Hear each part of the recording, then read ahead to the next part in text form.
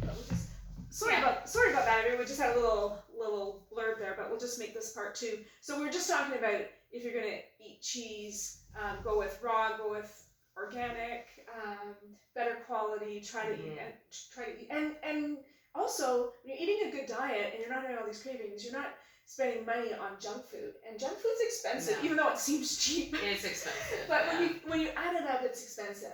Do you eat fruit then? Do you eat? I wasn't really eating any fruit. Right now I'm doing a little bit of berries, not too much. I'm sort of, I don't know. I feel like they're a lot of sugar for me. So, but I will eat them. Like I will eat a small amount of berries. Really only, strawberry, blackberries, raspberries, nothing else really. My concern is always when people are eating a lot of meat and not a lot of vegetables and fruit is, are they getting all the nutrients that they need? And so then we talked a little bit about supplements. So supplements sometimes are necessary. We get the blood work, we find out what kind of deficiencies they have, and then if they do have a deficiency, let's say even in vitamin C, because you're not eating any fruit, well then you can. There's a lot of vitamin C in meat though. Especially liver organ meats. They say my family bothers me if I say that. I shouldn't say it. A lot of, again, instead of taking a multivitamin, you would just take a certain amount of liver every day, and you get, that's, and again, really obviously bioavailable, like your body's going to accept that because it's not, I always worry if it's a pill. Are you.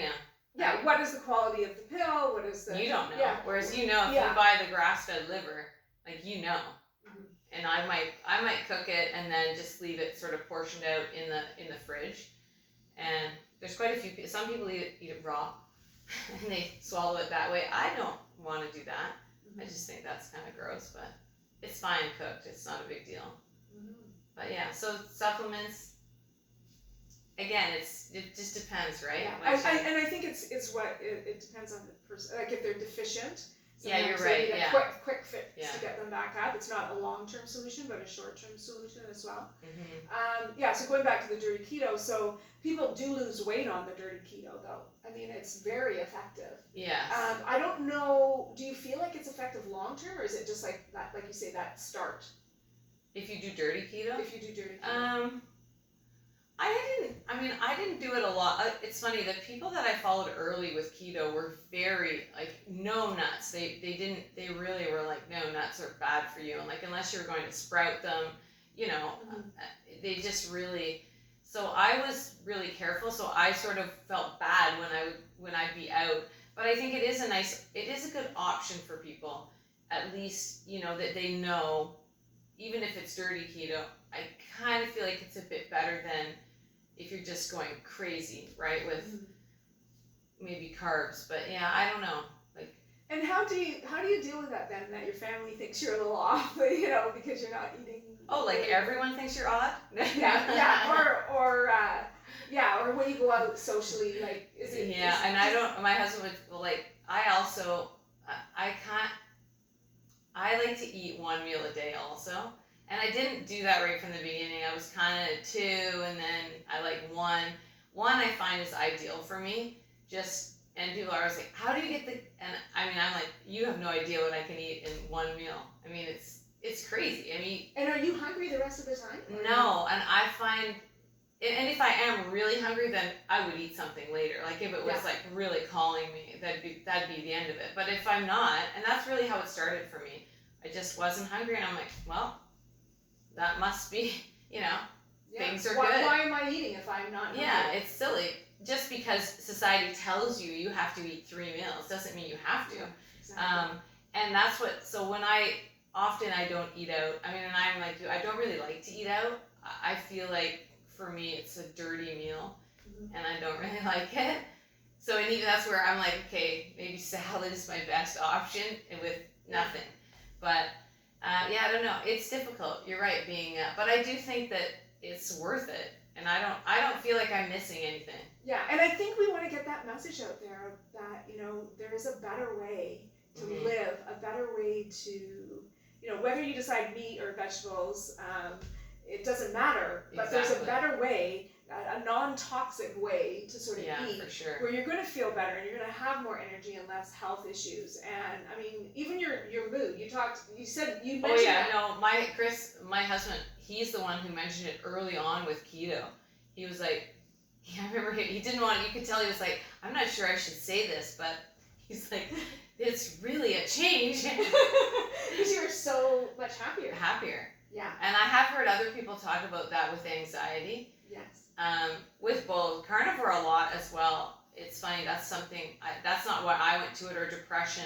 But some people, again, maybe it's that leveling out. I don't know, or like you said, amino acids. It's just again, people are so, and that's the thing. They maybe don't have to stay on it forever, but you just need that extra, to get everything up, and then you start feeling good, and then you might be be fine to start eating more. You could call it normal, so that people don't look at you funny.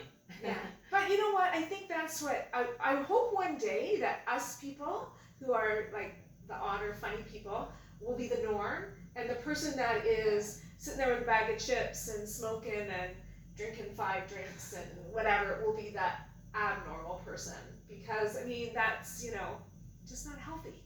And we have, as a society, diabetes is going to cost us. Like we're talking about expensive COVID, but how about the expense of diabetes, the expense of autoimmune diseases? Yeah. I mean, type 2 diabetes is curable. That's that's just diet. I mean, even I follow some controversial people that they can cut people's insulin for type 1 by in half, again, by diet. There are people who've been cured of type 1 by intermittent fasting, doing long fast. People have been cured from cancer from fasting. So diet is definitely a factor. Yeah, I agree. It's big. So maybe one day we'll see that. But right now, when I go to a party, I'm definitely not the norm. And it's like I usually eat before I go, because that way I'm not hungry and I'm not going to feel tempted by. And then when I fall off the wagon, I always pay for it. I always feel like, and then I just like, why did I do that? I got to get back on the wagon. I mean, I do think that, I know, because my family would be like, come on, like, just eat that, or just, but, and I'm not saying I never cheat. Like, there might be something, like, I think Christmas is hard. Yeah. Because there's so many things, like, you might, there's things that maybe your mother made, or, and you'll be like, oh, maybe. But I agree with you almost every time, because you'll be like, oh my God, this tastes, like, it is just, I call it crack again. It's like, you're like, this cannot be good for you. Yeah, or what I find now is when I eat something like, my husband had a Joe Louis the other day, and we're not, like, I haven't eaten one in years, but I mean, to me it's just, I can just taste the chemicals in it. Yes, I can just taste the processed part of it. So anything like that, I really doesn't even appeal to me anymore. And when you get away from sugar, people, you won't crave it anymore. No, and then it will taste really, like I said, it's your sense of taste comes back. Whoa, like that's crazy. Yeah. I even noticed that, like, everyone is drinking these drinks now, and it's great that they're low carb. I mean, I asked for that for years. I was like, why can't they have sugar-free coolers, Yeah. But one thing I've noticed, they all taste like chemicals to me. Yes. Every single one. Mm-hmm. Like, if I'm like, no, if I'm gonna have a drink, it will be mixed. It makes it myself. It's funny when you're talking about drinking that, you're talking about smoothies. I have so many people who do smoothies every morning, but they're not losing weight, and they're going, why aren't I losing weight when I'm drinking like a big smoothie every day? And it's just sometimes I just don't think it's what the body needs. Again, I think tracking sometimes is the best thing, where you go, whoa, like even with not that, even if you don't really believe in calories in, calories out, doesn't matter. Just so you can see, like you said, put in that smoothie. Yeah. Let's see what it comes out to. Yeah. For fun. Yeah. Yeah. It might be huge. Like for me, anyways, when I was home during COVID, I mean, I'm used to teaching 7 yoga classes a week and having like 6 clients and, doing my regular exercise. And then I just kind of like was home. Yeah. And I sort of wasn't, the balance was definitely not there, and I also was maybe stress eating. So again, eating healthy, but just eating a lot of it, and affecting my. And it shows that does add up when that energy balance is off, right? Because you're not doing the same. Yeah. You're not as busy. as you were, for sure. As you were. So, anyways, great conversation, Loralee. Thank you so much for coming. You're Again, welcome. you work at... I work at F45 downtown Burlington. If you've never tried that, it's a great workout. And I also teach yoga online. And it's a free yoga. If anyone is interested, you can just find me on Facebook. I'm Loralee Robertson on Facebook.